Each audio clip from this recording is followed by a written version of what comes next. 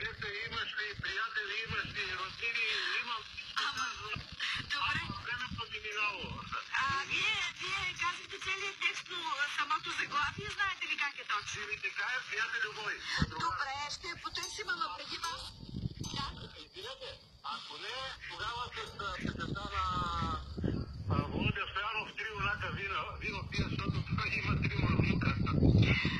Добре, сега обаче преди това, вие как казахте, че се казвате? Митко и Райна. Митко и Райна. Вижте, сега изпълняваме други желания, но намерим и тази песен и малко по всичко ще продължи. Естествено, щом са Петровце, за утрешния празник. Хубава вечер ви желая и аз.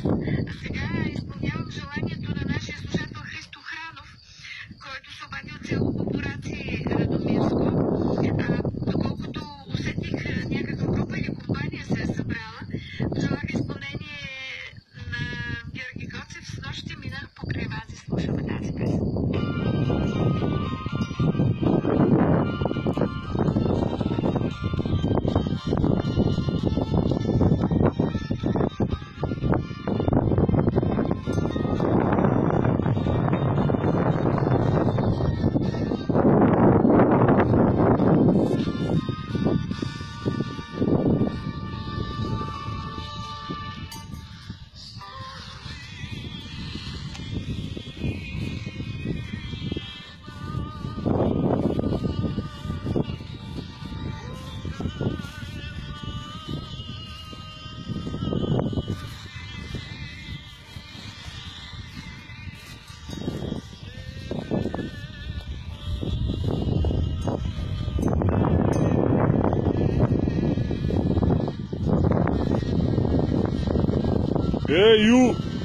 Пиче!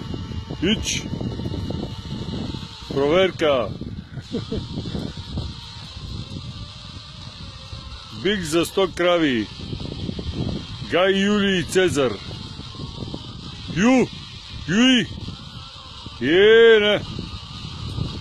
Никакво внимание. Гъстата трева. Яко кацание и проверки на кравите, дали има някое за опрашване. Това е най-големия змей.